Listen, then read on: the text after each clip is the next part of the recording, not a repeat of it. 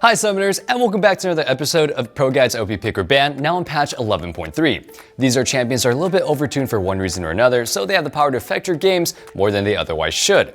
In light of that, you'll be able to want to either ban these champions out, or go ahead and pick them. With all that being said, let's go ahead and jump right into it.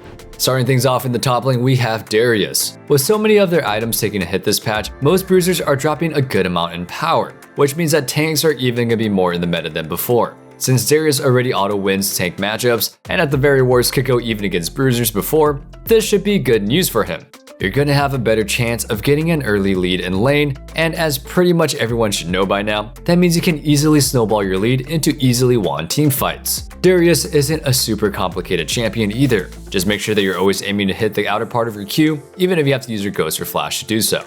In lane, it's fine to take trades with Q alone, but if you're going to be looking for a more extended trade, make sure you fully commit. This means that as soon as your opponent seems to be in a spot where you can go for an all-in, you should instantly be able to use your Ghost, sticking to them and stacking your passive as fast as possible. This will almost always get their flash. Since you have your own flash to follow up or save for another all-in, this will always lead to another kill if they overstep. Once you're out of the laning phase, you can easily carry teamfights, but do not fight without your summoners, or at least Ghost being up. The movement speed from Ghost is practically mandatory to stick to targets. Without it, you're very prone to get kited to death, no matter how fed you are.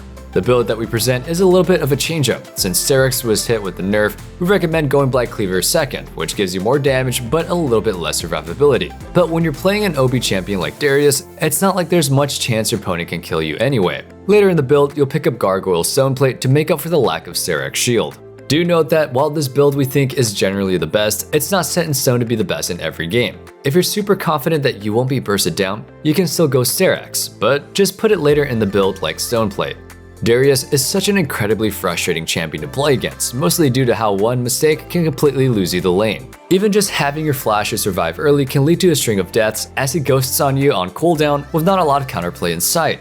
That brings up today's question of the day. What champion do you find the most frustrating to play against? Whether it's an unbearable laner, unstoppable split pusher, or just someone who's slippery to catch in a fight, let us know your answers in the comments down below.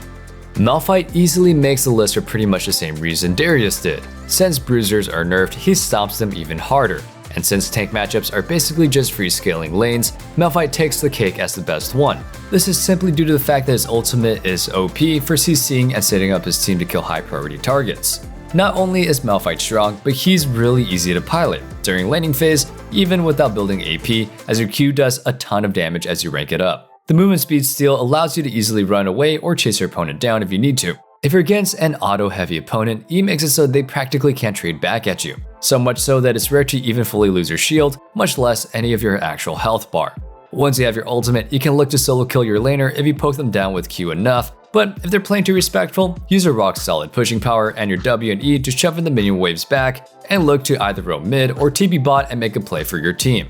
While it can be tempting to hold the cooldown for the perfect 5-man knockup in teamfights, you'll want to look for a more realistic approach of aiming your ultimate to the carries, especially the ADCs, to make the most out of the attack speed slow. A single target Malphite ultimate onto an ADC at the start of a fight is worth way more than waiting until your teammates are dying to land a multi-target one. One note about the rune choice: the comment page is a solid page in general, as it gives you a way to poke out your opponents without ever having to go toe-to-toe. That being said, if you're in a hard-winning melee matchup, you can opt out for Grasp, for better extended trading over poking, with the added bonus of picking up some bonus HP.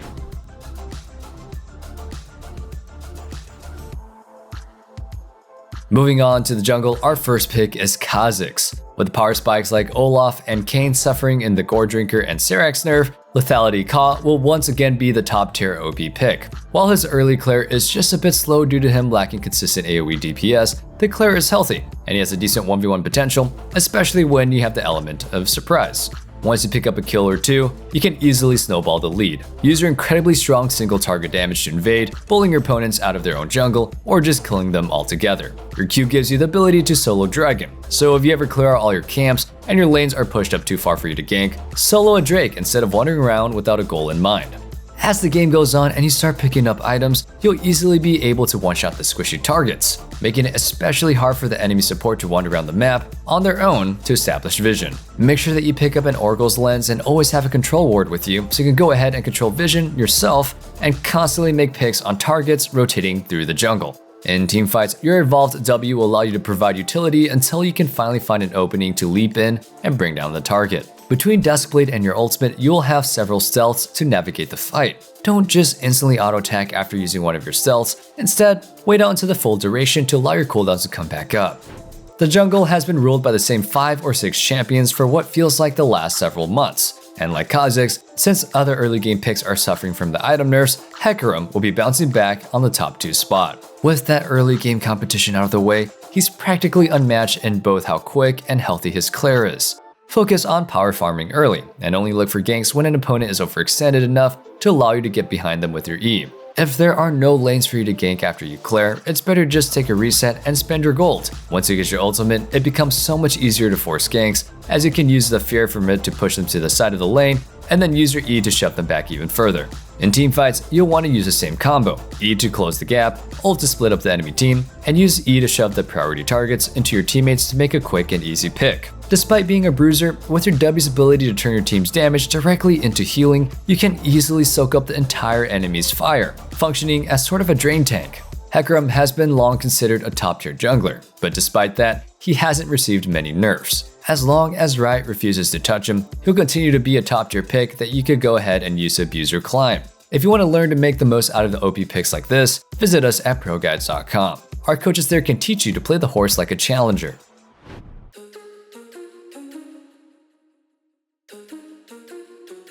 Looking at some mid laners now, we'll start off with Echo. His ultra-safe laning and ability to one-shot carries in teamfights and escape with full HP make him a consistent champion to climb with. In lane, his Q allows you to get prio in almost all lane matchups, allowing you to easily shove waves as it does a ton of damage on its own, and also sets you up to proc your passive on each minion with just a single auto attack. In a vacuum, Echo has pretty good trading against most laners mid, thanks to his W shield and potential stun and his ability to close the gap with E. But this isn't a vacuum, it's Summoner's Rift. You have to worry about the enemy jungler. And speaking of vacuum, ironically, he doesn't suck. Instead of taking mindlessly aggressive trade, focus on clearing out the minion waves, shoving your opponents under their tower, and taking resets to pick up your items so you can go ahead and maintain lane control. A common Echo mistake is to use his pushing power to constantly look for roams, but all this does is gives your opponent the ability to shove their wave out and get their own reset. Sticking to our plan of shoving and resetting still applies pressure to other laners, but still gives you more consistent playstyle. Your game plan should be to focus up on farm, and play for your massive 2 item spike. Once you have your core Rocket Belt and Lich Bane done, you'll deal massive burst damage, and your attempts at forcing fights will have a much higher success rate.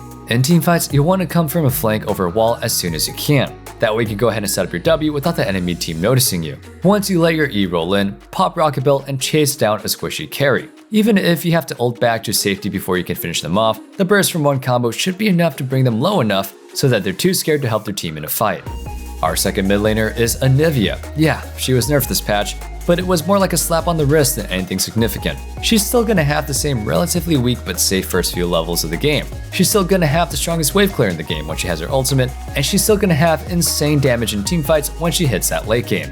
In lane, you won't be able to get prio unless your opponent lets you, and if they do, they're probably just setting up to receive a jungle gank. With that in mind, just focus on last hitting and pulling the wave to your side of the map. If your opponent pushes you in, do not, and I cannot stress this enough, do not attempt to follow them. You will have little to no impact in most fights, and the risk just really outweighs the reward. Instead, use that time to clear out that minion wave and take a reset. Even more so than Echo, on Anivia, you want to play for your item spikes.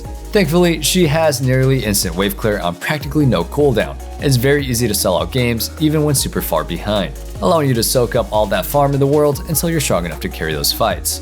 And speaking of, when it comes time to those fights, your damaging abilities all have relatively short cooldowns, but the one spell that doesn't is your wall. Good usage of this ability is what makes or breaks your ability to control your opponent's movement and land as much damage as possible. If you get good enough at using it, you can even summon your wall to force your opponents to path into your Q stun.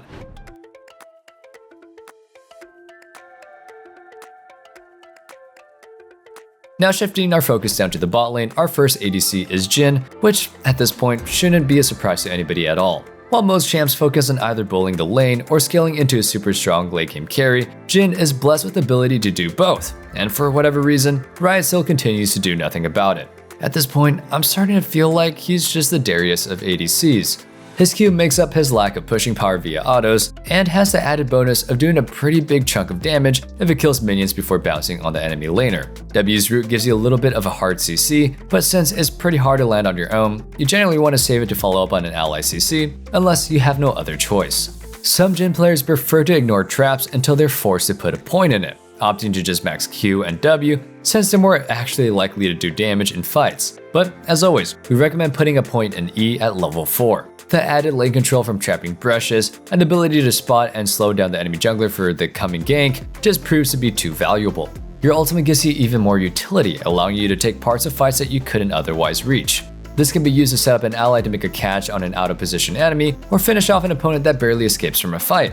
Jhin isn't the only ADC that we're tired of seeing here. Kai'Sa is also back for yet another patch of being a top-tier pick. Her ability to pump out insane DPS against squishies and tanks alike, while having a stealth and massive range dash, makes her the best hypercarry out of all marksmen.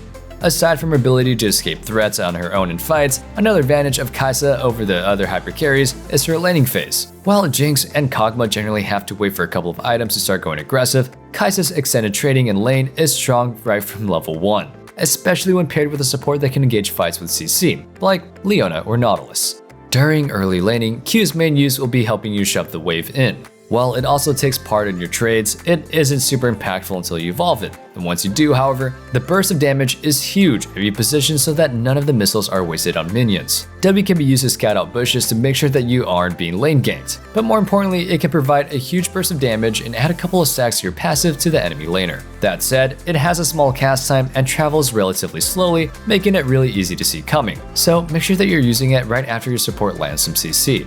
E's attack speed steroid might be useful in fights, but if you aren't used to playing Kai'Sa, it can be easy to just stand in front of your opponent like a sitting duck as you wait for the auto attack lockout to finish. Once you evolve the ability, it becomes truly broken, with the stealth and movement speed helping to break pursuers' ankles, allowing you to turn the tables and kill them instead. With your ultimate, you have quite a few options. Sometimes you just need the shield to survive someone diving you, but other times you might just want to use it to reposition, either for safety or to get closer to fight for more DPS. Or if you're feeling more super aggro, you can go ahead and use your ultimate to dive into the backline with your teammates, but be careful. Even with your shield and stealth, you're not invincible. For the supports, we'll be starting off with Leona. Not only is she one of the tankiest supports in the game, but she also adds an incredible amount of damage when playing an aggressive ADC that can go all in with. On top of that, she actually has some of the best catch of any tank, able to pick out enemies over half a screen away. In lane, you want to exert as much damage as possible. I'm not saying to flash in and force a trade level 1, but don't just sit back and walk back and forth. As a melee champion, this means that you're basically just letting your ADC 1v2 for farm. Instead, walk up and at least threaten to engage with your E. Pay attention to your enemy's movements and look to actually go in when it looks like they'll be stopping the CS. A common mistake I see with Leona is going in for the EQ combo and then immediately leaving. Don't be that Leona. Stay in the fight, constantly autoing and allowing your W to pop off for the third application of your Sunlight's passive. In most lanes, odds are that you'll be winning most of those fights to the death. Once you get your ultimate, you have the catch potential I was talking about. A lot of players just sit on their ultimates until the target is flashless. But in all honesty, the best use of the ultimate is to get the flash out of your lane opponent ASAP. Who cares if you can't kill them with the first one? The cooldown is relatively short, and now your lane opponents has to be scared to even move up to farm for 5 whole minutes. Out of lane, you'll look to start up fights with your ults anytime the enemy champ gets a little bit too close. You're durable enough to serve as the main frontliner in team fights, and with builds including Zeke's and Abyssal Mask, you add huge amount of damage to your allies. Finishing off our list of OPs, we have Lulu. It seems like anytime enchanters are doing well, Lulu is always right at the top. And with the nerf to Moonstaff combo being kind of a measly 10 AP off the top, having at least one enchanter for your team still gives you a huge boost to your team fighting once you get into the mid game. While it can be tempting to be the type of player that sits back, shielding your ADCs during the trades and preserving your KDA, that's just completely wasting Lulu's potential. You should be making the most out of her passive, moving up and looking to auto for Qs and trade every time that you can. Since Pixie counts as its own damage source, you could get 2 Spell Thief stacks with just 1 auto attack.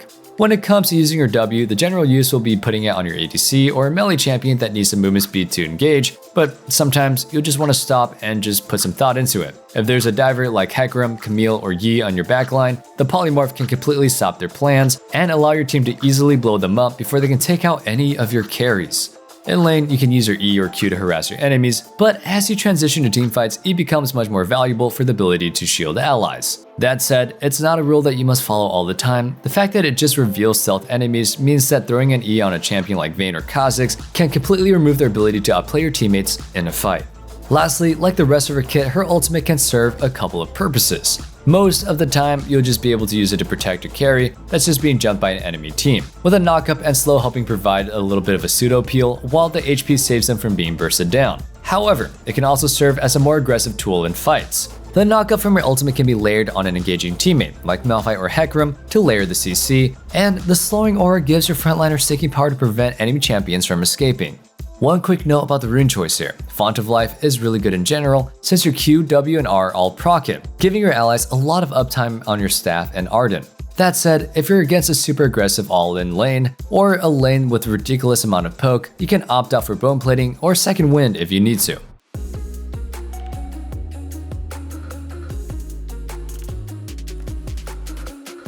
And that is it for our OP Pick or Ban 11.3 edition. I hope you guys enjoyed the video, and if you did, make sure you sub so you never miss out on our meta guides, so you're always in the loop on what the best picks are. Remember, let us know what champion you find the most frustrating in the comments down below. Oh, and one last thing. Don't forget to check out our Discord in the description as well, where you can go ahead and enter our giveaways or, just hang out and be a part of the community. I can't wait to see you guys in the next video, and until then, stay safe, stay healthy, and have a wonderful day. Peace.